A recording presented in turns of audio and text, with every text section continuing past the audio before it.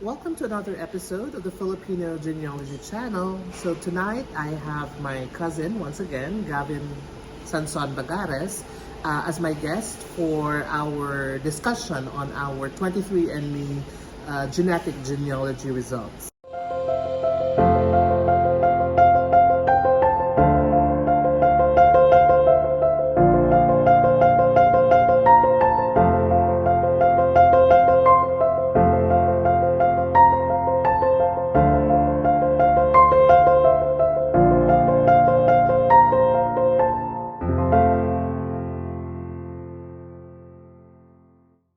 Finally, Happy New Year, by the way, to all our viewers, to all the subscribers of this channel.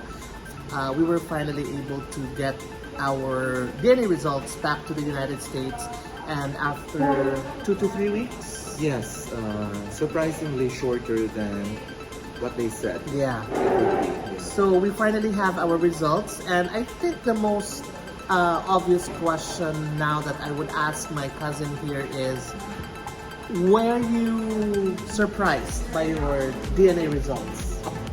Well, not really surprised because I knew very much, through history that I have Chinese blood. Okay. So one of the beautiful things that I got from our ancestry results is this. I've always known that we were cousins. We share the same great-grandmother, Lola Carmen, Lola Carmen Legaspi. Yes. But we're half second cousins because you are from the first partner of Lola Carmen, Yes. and I am from the second partner. Second part. The results, as you can see here on the screen, conclusively tell us that we are second cousins or half second cousins. By DNA. Yes, so there is no doubt, based on the results of our DNA testing, that we are both descended from Lola Carmen. Okay? So I'm looking now at our comparative ancestral result, and as well, obviously our the biggest composition that we have is East Asian and Indigenous American. In my case, I am 97.3%, while you are 95.7%. So I'm more East Asian than you are. Okay. Filipino and Austronesian, you are more Filipino Austronesian at 81.9%, while I am just 76% Filipino. We know why by history, right? Yes. But the biggest surprise, I suppose, that we have here is the Chinese. Yeah. So, care to elaborate why you were surprised by your Chinese Well, I knew I heritage? had Chinese heritage, but I did not know that it was not as big as I expected. It was something like, how many percent is that? Well, what you have, based on your result, is 10.7%. Percent Chinese. So maybe that is the established Chinese lineage. But the Chinese part of me is only 10% Yes. of the East Asian. I do know, though, that based on our common descent from Lola Carmen, that we both also got Chinese heritage from her, because our Lola Carmen was Sindyong, Sindio. and also an Ibiza, both Chinese families from Parian. Yes. However, interestingly, I was surprised to find out that I am almost 20% Chinese, so I am almost double. So high. Yes, double your Chinese, and we were initially expecting him to have Yes. a higher Chinese percentage. Yes. That's a surprise. We also got some traces. I have 1.7% Indonesian, Thai, Khmer, and Myanmar. Well, you have a higher 3%. Of those, these are not minorities, right? These No, are, I think the general population within Southeast Asia. yes. And we also have broadly Chinese. So this is outside mainland China and Southeast Asia. So this is I think the ancestry that they could not Pinpoint where they came exactly. So that's why they call it broadly Chinese and Southeast Asian. We both have traces. I have 0.2%, while you have just 0.1%. 1%. But I also see here, I don't have it. It says Indigenous American, meaning Incan, could be Aztec, somewhere in the South Americas, including Mexico. You have a trace percentage of 0.1%. You know, interestingly, Prima, story before by National Geographic, I think, written in National Geographic, that the Indians in America, North and South and Central, came from Asia through the land bridges. But then that has been recently refined. So I don't know, maybe they crossed land bridges, got from Asia to the Americas for further studies, I believe. So how do we balance that out? Because the Spanish, later on getting ahead of the story, is only 0.0 something. Very little Portuguese, Spanish. Yeah. But the Indian is 0.1%. Well, what they say, based on the explanation on of genetic genealogy, this is autosomal, by the way, Autosomal. which means that all the lines, ancestral lines in our family, parents, the parents of our parents, and so on, are traits. We don't know from which line the Chinese blood comes from, or the Indonesian. Yeah, we don't know that for sure. But we do know that from one of the lines, because they take into consideration your more recent ancestors, as late as the 10th generation, I think.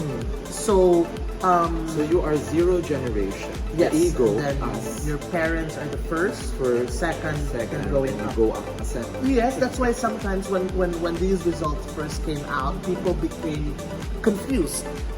Even though they're pretty sure that they have, let's say, Scottish or French ancestry, it does not appear in their result.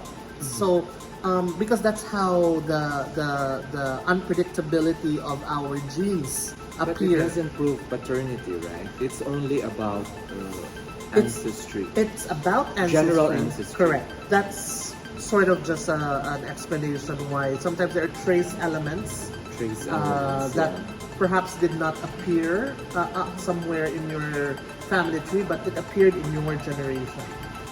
But it's so far away. Recessive genes. Yeah, maybe? that's why it's just 0.1%.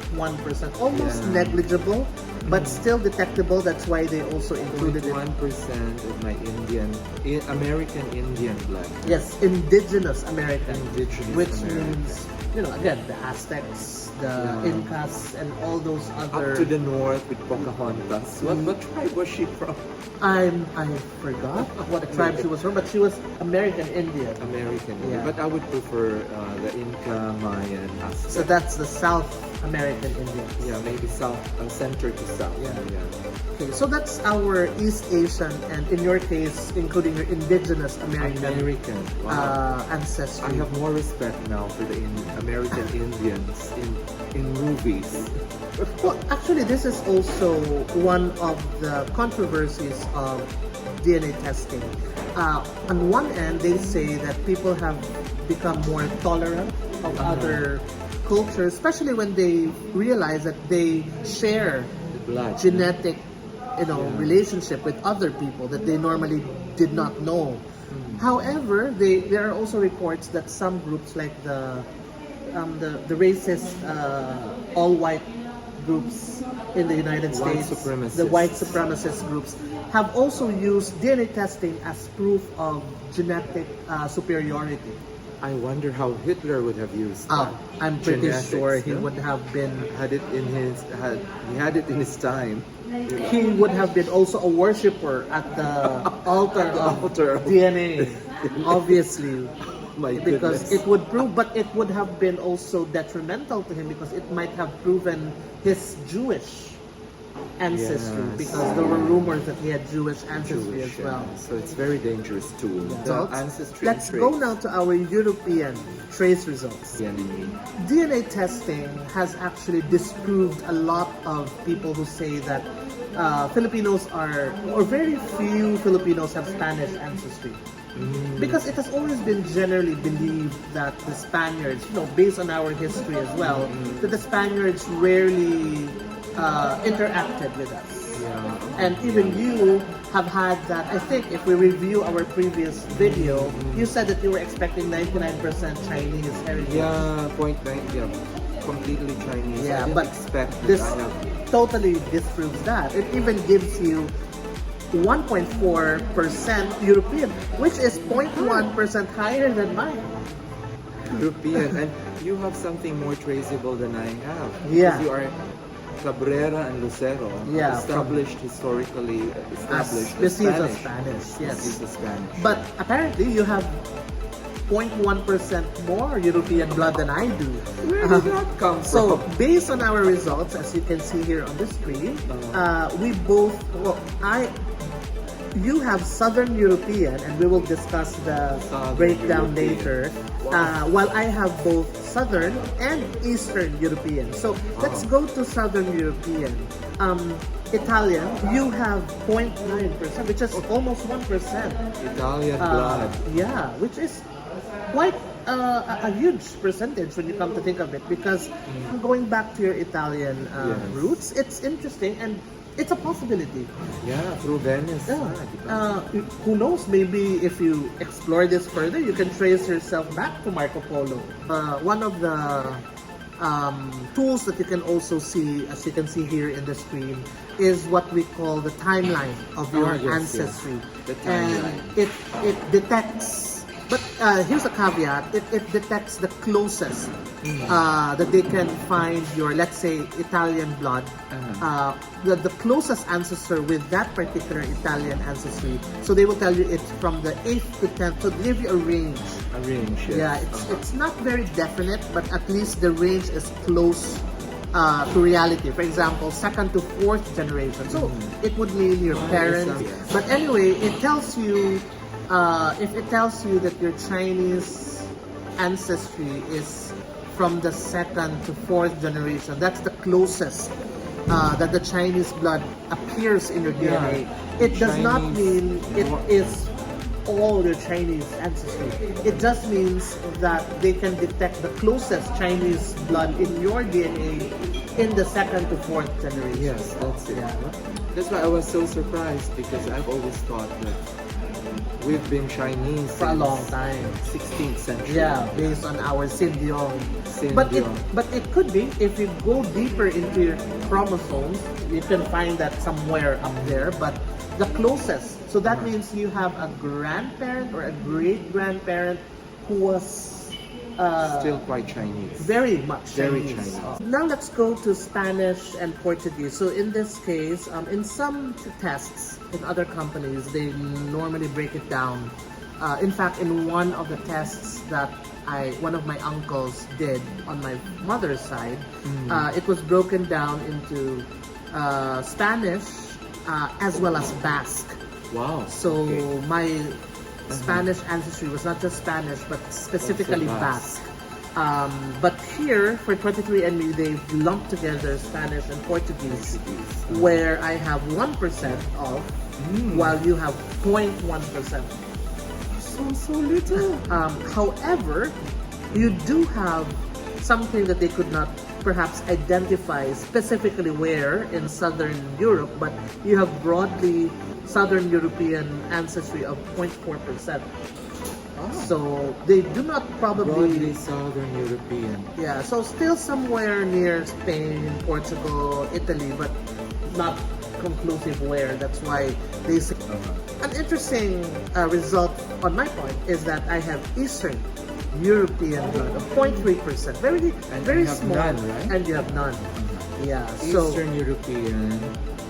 somewhere in Russia. Yes. So that's our European ancestry. So we're now going quite smaller now. One of the good things about the results that you get here, if you also explore it further, when you check on like on my part, when you check on the, let's go to my full report, and it tells me what kind of composition I have. When I look at my Filipino, for example, bloodline, Yeah. and if you click on that, it will tell you what regions in the Philippines they tested for. Okay. So it does not just tell you that you are Filipino. Yeah. It tells you which parts of the Philippines your ancestors also came from. As you can see here, you can see that there are, for example, of the 14, 15 regions in the Philippines, they tested all of these regions and they found that I have roots to at least 9 regions. So it tells you that you are mostly from, let's say, Central Visayas, which is true because Central Visayas. my more recent ancestry is from Cebu. So here, going back, Yes. so after the European ancestry, we now go to having Central and South Asian. So these are the Indian. The Indian, bloodline. yes. And So recalling- interestingly, both of us also have Indian bloodline. And you were saying something about the possibility of where Yes, they came I was interested. The first video we did on this, the last one, the legend that my father's family has Indian blood. So I really jumped for joy when I saw that I had northern something Indian. Yeah, you have I'm not talking about the American Indian, but the Indian Northern of South. Indian and Pakistani. It's broadly grouped Yes. together, but somewhere in Pakistan or North India. North India, and you have it too. I don't have Northern Indian and Pakistani. You have 5.5%, but we both have Bengali and Northeast Indian. You have 0.8. I have much higher at 1.2%. Wow. That's why we're also almost closely the same with the general Central Asian, Northern Indian, and Pakistani. You have 1.3% while I have 1.2%. Okay. Yeah. So let's go now to the last part of our test result. I think this is more interesting for us. As you see on your screen, both you and I have Neanderthal ancestry. Yeah. What this tells us is that it's again proven by science now that many of our ancestors mated with Neanderthals. So not just with Homo sapiens, but also with our ancestors who were Neanderthals. So it tells us that we're not pure Homo sapiens, Yes. which is interesting to think about. I think we look down on the cavemen. Correct. We but call them cavemen, although many anthropologists would react violently when you call Neanderthals as cavemen. Exactly. What is interesting here is that I am apparently more Neanderthal than you. Based on my result, it says here that I have more Neanderthal variants than 99% of the total population of people who took that DNA test of 23andMe. While but you there definitely is Neanderthal, even if it's just based on the database, right? correct. It actually tells us that we both have what they call Neanderthal variants. Not the Omicron variant or any other. Oh, Jesus, by the no way, lockdowns. you mentioned something earlier that if you have more Neanderthal Yes, variants. I was told by somebody who's into this also that there is a resistance to the coronavirus. Oh, well, I hope we got that from our Neanderthal I ancestors. hope that is proven.